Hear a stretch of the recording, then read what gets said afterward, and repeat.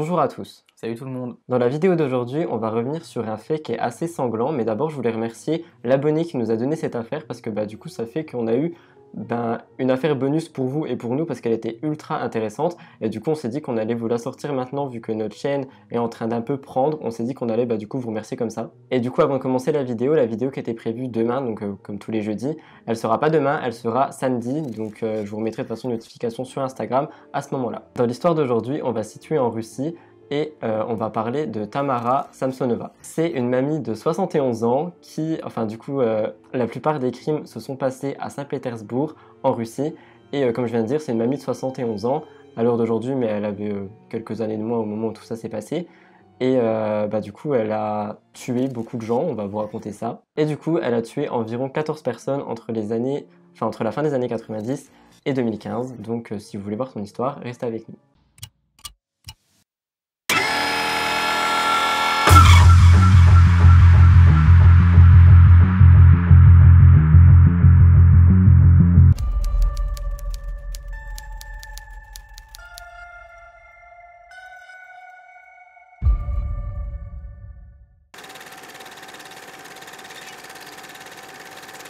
Mais du coup, qui est Tamara Samsonova? Il faut savoir que pendant les recherches, on n'a pas trouvé énormément d'informations à propos d'elle. On n'a quasiment rien trouvé parce que soit c'est parce que c'est en Russie, soit c'est parce qu'elle est très vieille, mais en tout cas, il n'y avait pas beaucoup de choses. Elle est née le 5 février 1947 à Ujur en Russie et elle était aussi connue sous le nom de Baba Yaga et Granny Reaper. Après son diplôme d'études secondaires, elle part vivre à Moscou où elle ira à l'université de linguistique de l'État de Moscou. À la fin de ses études universitaires, elle déménage à Saint-Pétersbourg où tous les meurtres vont un peu commencer à se passer. Et c'est aussi là-bas qu'elle va du coup rencontrer et épouser son ex-mari qui était Alexei Samsonova. Et pendant 16 ans, toujours à Saint-Pétersbourg, elle va travailler dans une agence qui s'appelle Intourist. Et du coup, en fait, c'est une agence de voyage et elle sera mutée au Grand Hôtel d'Europe et elle va y travailler notamment là-bas pendant les 16 ans. En 2005, quelque chose se passe, son mari disparaît, elle appelle la police et il y a des fouilles et des recherches, mais rien et ni personne n'est trouvé. Et selon elle, il se serait volatilisé avec sa maîtresse. Retenez bien cette information.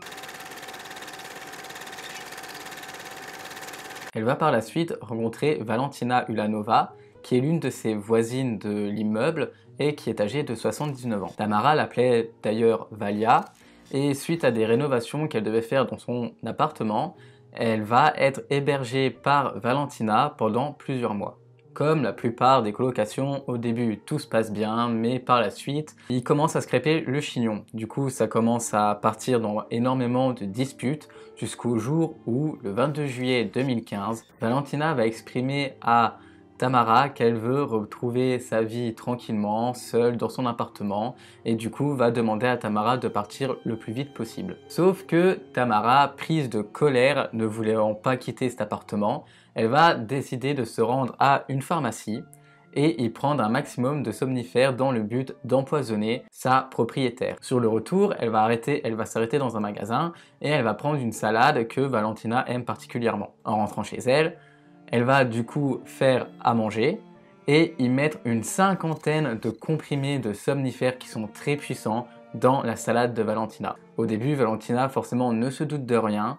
Pour elle, elle se réconcilie, elle mange la salade, mais elle ne savait pas que ce serait son dernier repas. Valentina va forcément céder sous le poids des médicaments, elle va s'écrouler dans la cuisine et vers 2 heures du matin, Tamara va commencer à découper le corps qui est encore vivant. Elle va découper Valentina notamment avec 2 couteaux et une scie, puis Valentina va céder forcément sous ses blessures et elle se fera couper les mains puis la tête que Tamara fera bouillir dans une énorme marmite. Ensuite, Tamara va envelopper des bouts de corps dans un rideau de douche et les mettre dans un sac poubelle qu'elle va disperser un petit peu partout. On verra du coup sur les images de surveillance qu'on va vous mettre à l'écran.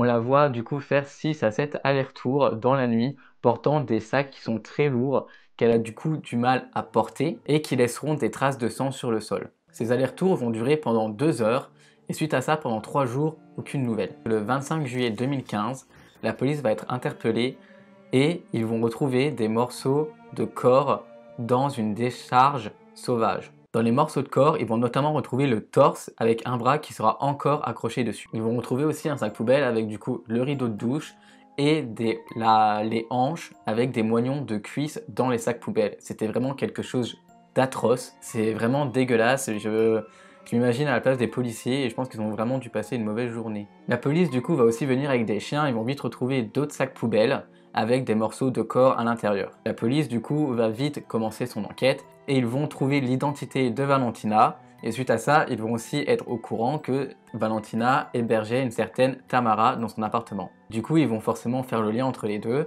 et ils vont se rendre au domicile de Valentina afin de pouvoir questionner Tamara. Du coup, quand la police va se rendre à l'appartement, ils vont trouver énormément de traces de sang dans la salle de bain, ainsi qu'un journal intime, écrit en 3 langues, et dedans il est rempli de déclarations macabres.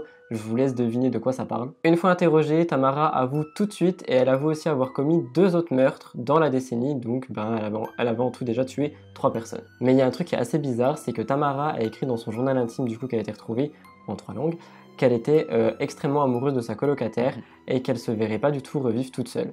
Mais du coup, pourquoi elle l'a tué? Du coup, pour parler de son journal, comme j'ai dit, il a été écrit en 3 langues, donc déjà, c'est quoi ce bordel? Et dedans, ils vont découvrir que du coup, elle a commis pas moins de 11 meurtres, rien que dans les années 90. Son journal, il raconte vraiment tout en précision, c'est-à-dire comment le meurtre il a été commis, qu'est-ce qu'elle a fait du corps, comment elle comptait le tuer, comment elle comptait, je sais pas, son mode opératoire. Ça raconte vraiment tout en détail sur comment elle procédait pour tuer ses victimes. Et à un moment, elle a même écrit que ça lui arrivait assez souvent de cuisiner ses victimes et de manger des organes internes comme des poumons, chose qu'elle aurait bien aimé. C'est vraiment dégueulasse. Dans son journal, elle parle aussi d'un homme dont le tronc a été retrouvé en 2003. Le 6 décembre 2003, elle tue son locataire suite à une dispute, décide de le démembrer et de le balancer dans des sacs poubelles qui iront eux dans des poubelles containers en attendant que ceux qui s'en occupent, je sais même plus comment ça s'appelle, les éboueurs, voilà, viennent prendre les poubelles et personne ne se doutera de quoi que ce soit. Dedans, elle avoue avoir tué aussi son chanvreur qui était Volodia et l'avoir découpé en petits morceaux dans les toilettes avant de l'avoir dispersé dans un district. Elle avouera également avoir tué sa belle-mère. Et enfin, pour l'histoire du mari qui a disparu en 2005, je pense que vous vous en doutez maintenant, mais c'est bien elle qui l'a tué. Et c'était un meurtre de sang-froid et elle s'est débarrassée du corps. Du coup, pour le procès, pour le moment, il n'y a pas encore énormément de choses à dire, puisqu'elle est toujours en attente. Il a commencé cependant en 2016, elle était déjà à ce moment-là internée dans un hôpital psychiatrique sous haute surveillance. Elle a discuté avec le juge, où elle exprima le fait qu'elle se rendait coupable et que de toute façon, il avait juste à faire son travail, et donc du coup de l'inculper, que ça faisait déjà une bonne dizaine d'années qu'elle s'attendait à finir dans tous les cas sa vie en prison. Les experts psychiatres pensent qu'elle est sûrement schizophrène et elle a déjà fait 3 allers-retours en hôpital psychiatrique depuis et pour le moment elle est du coup en prison en attente de son procès. Pour le moment elle a toujours refusé de dire où était la tête de Valentina et je pense qu'elle ne le dira jamais. Dans le passé, le célèbre tueur en série et cannibale Andrei Chikatilo, qui est aussi connu sous le nom de l'éventreur de Roscoe, était son voisin. Il faut savoir que ce tueur en série, il a tué et violé 52 personnes et qu'il a été condamné à mort en 1992. Et justement, la voisine de Tamara, qui la connaît depuis 15 ans, a expliqué que Tamara était vraiment fascinée par ce tueur en série, qu'elle l'espionnait souvent, qu'elle a rassemblé énormément d'informations à son sujet et sur son mode opératoire, sur la façon qu'il avait de tuer les gens. Bref, elle était vraiment fascinée par celui-ci et on n'a vraiment jamais su pourquoi. Voilà tout le monde, c'est tout pour cette histoire. Je pense que la vidéo a été un petit peu courte, mais en vrai on l'a juste fait dans la journée, en une journée, mais on trouvait cette histoire trop intéressante, on me l'a envoyé ce matin et je me suis dit il faut à tout prix qu'on la fasse et on voulait vous sortir une vidéo bonus, du coup on l'a faite. Du coup si jamais vous avez des idées d'affaires ou quoi que ce soit, n'hésitez pas à les mettre en commentaire étant donné qu'on va tout le temps prendre vos idées, on va faire une liste de ça et qu'on n'aura pas d'idées ou qu'on veut vous sortir des bonus qu'on a le temps, on ira piocher dedans. Encore merci à vous et pour votre soutien, ça fait vraiment chaud au cœur. Et continuez de vous abonner, de partager la page, de mettre des likes, c'est vraiment super de votre part et encore une fois, merci. Et du coup, on vous dit à samedi pour la fameuse vidéo qui devait sortir demain mais qui sortira ce week-end. Bisous! Salut!